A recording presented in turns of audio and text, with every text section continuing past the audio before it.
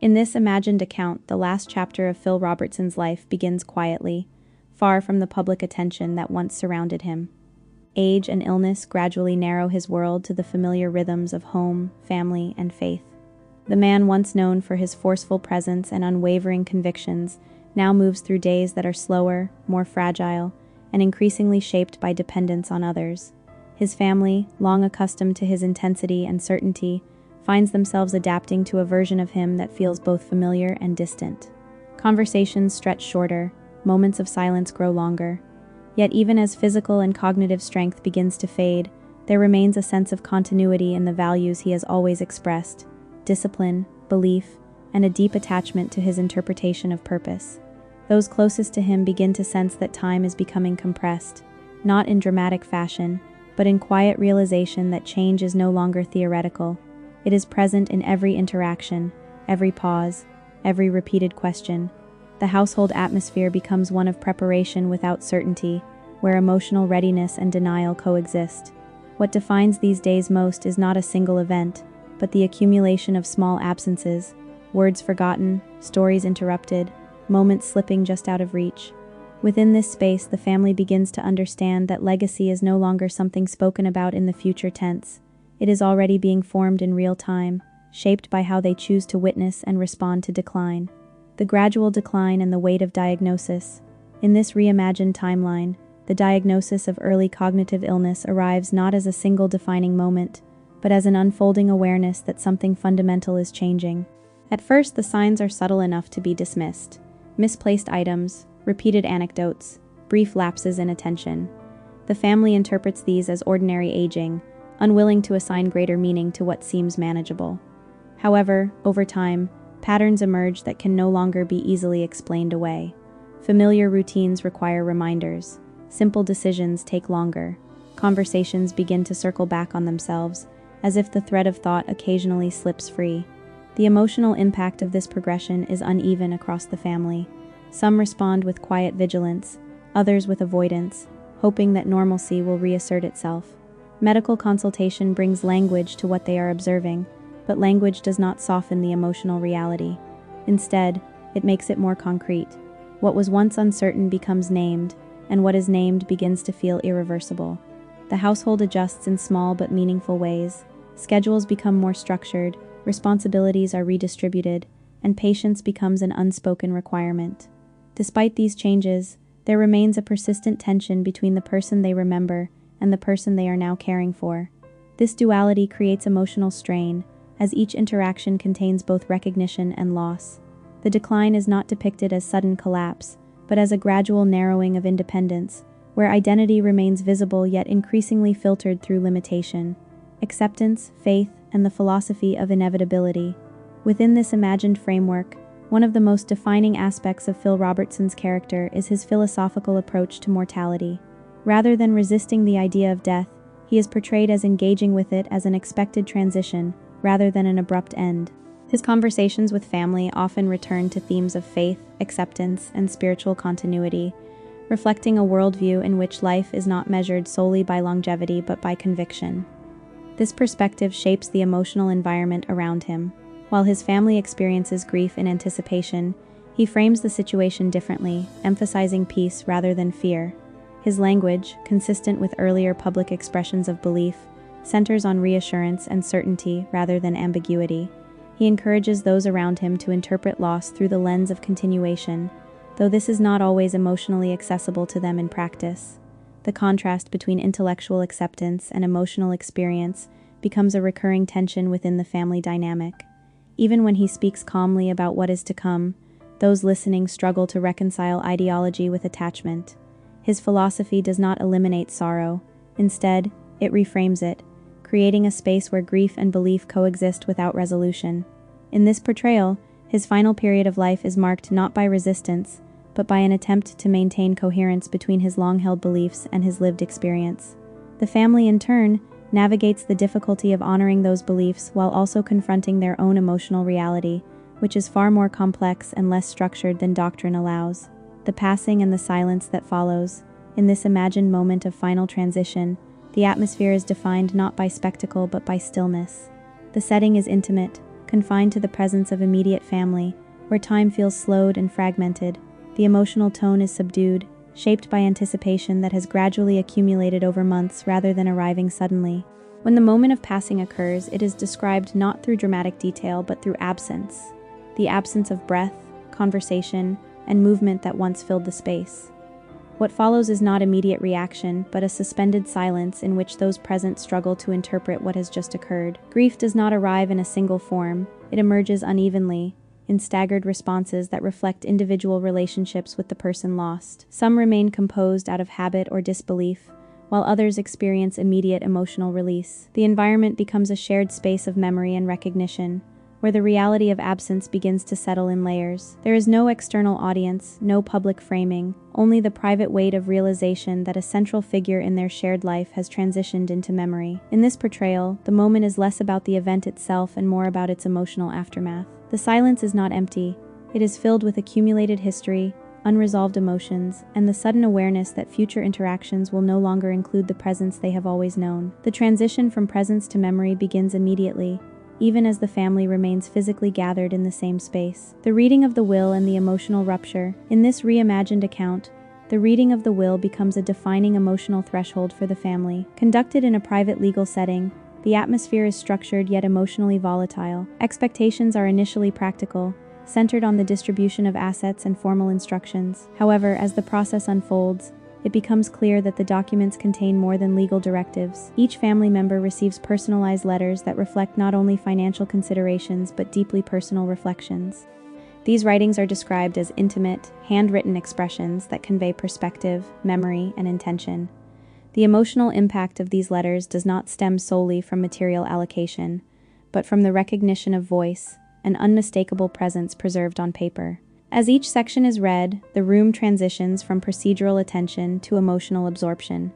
The family begins to understand that the documents are not merely about inheritance, but about interpretation of life itself. The letters serve as a bridge between the past and the future, offering guidance framed through personal belief systems rather than formal instruction. This shift transforms the reading into something far more profound than expected.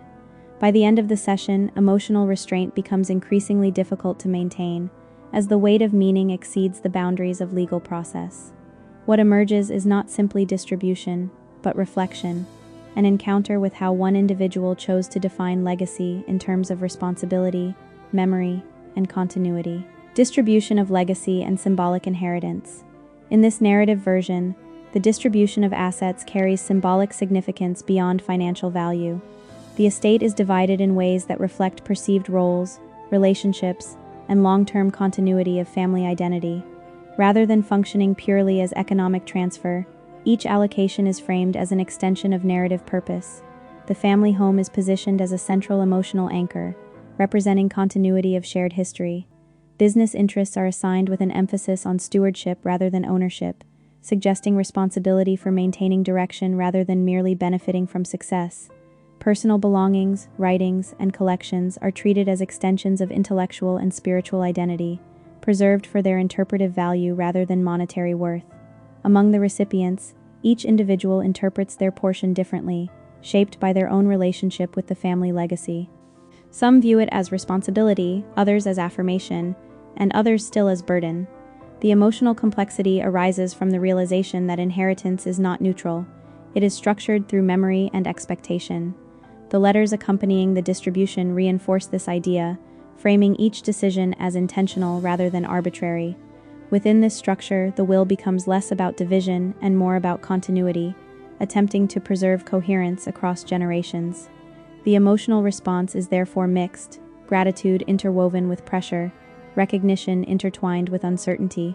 The family is left to interpret not only what they have received, but what is now expected of them moving forward. Origins in the swamps and the formation of identity. To understand the imagined weight of this legacy, the narrative returns to origins rooted in rural Louisiana life. The early environment is depicted as one shaped by scarcity, self-reliance, and direct interaction with nature. In this context, survival is closely tied to skill, resourcefulness, and adaptability. Hunting is not recreational but functional, forming part of daily existence. These conditions shape a worldview in which independence is highly valued and external systems are regarded with skepticism. Family structure plays a central role, not only in emotional development but in practical survival. Hardship becomes normalized rather than exceptional, influencing how ambition and discipline are later understood. Within this setting, identity is formed through experience rather than abstraction. The environment itself acts as a teacher, reinforcing patterns of behavior that prioritize resilience and practicality. As the individual grows, these early conditions continue to influence decision-making and belief systems, even as circumstances change. The contrast between humble origins and later visibility becomes a defining tension in the broader narrative. Success does not erase origin. Instead, it reframes it, creating a continuous link between past limitation and later expansion. In this portrayal, the swamps are not merely a backdrop but a foundational element in shaping personality, values, and worldview, forming the baseline from which all later decisions are interpreted. Football, early ambition, and the birth of Duck Commander. In this reimagined history, early adulthood introduces a brief but significant intersection with structured ambition through athletics. Football represents opportunity, discipline, and potential pathways beyond local boundaries. However, the narrative emphasizes a divergence between institutional success and personal preference. The decision to step away from athletics is framed not as failure but as prioritization of lifestyle and identity. This choice becomes symbolic of a broader theme: preference for autonomy over structured advancement. Following this period, attention shifts toward entrepreneurial beginnings, where practical skills are translated into small-scale production. The creation of a hunting-related business emerges gradually, rooted in necessity and familiarity rather than strategic planning. Early operations are modest, characterized by limited resources and direct involvement in every aspect of production. Family participation becomes essential, reinforcing the idea that business and household life are deeply intertwined. Growth occurs incrementally, shaped by persistence rather than rapid expansion.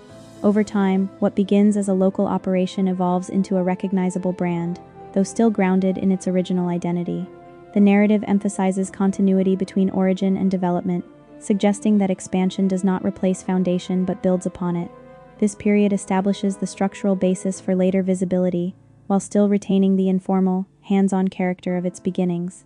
Public recognition and cultural visibility. The emergence of widespread public attention transforms the family narrative into something larger than its original context.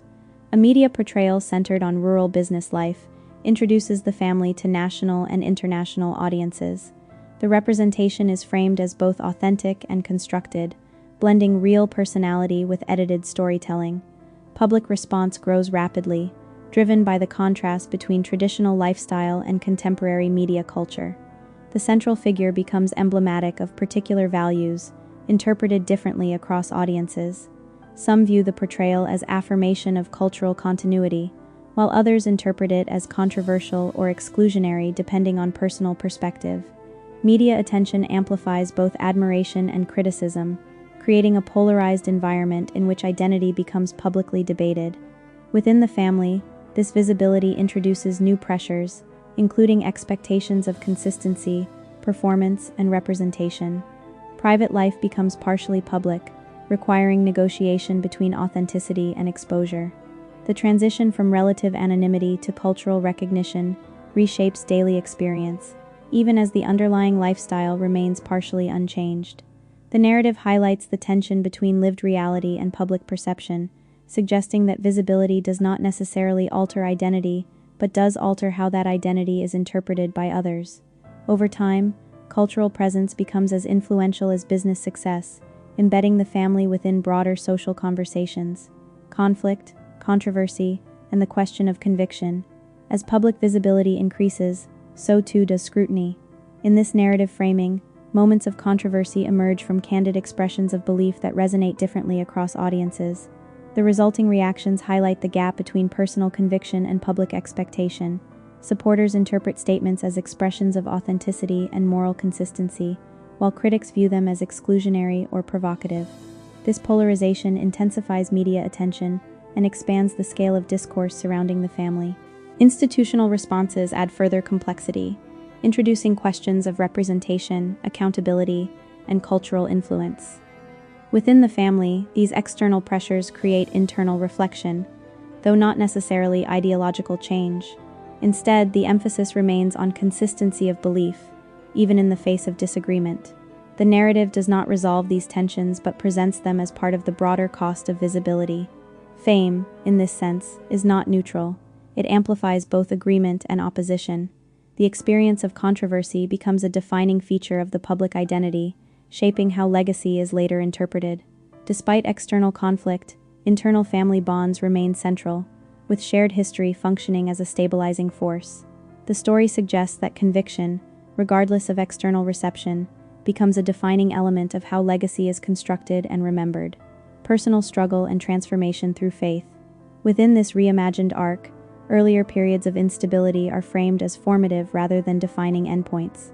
Struggles with behavior, discipline, and direction are presented as part of a longer trajectory toward reorientation.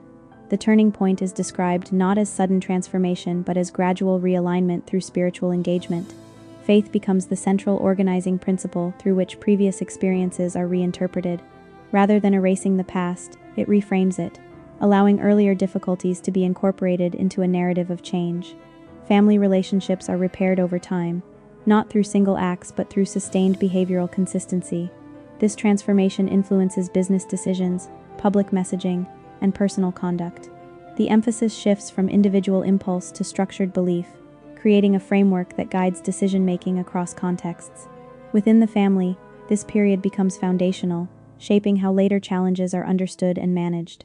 Faith functions not only as belief system but as interpretive lens through which identity is organized.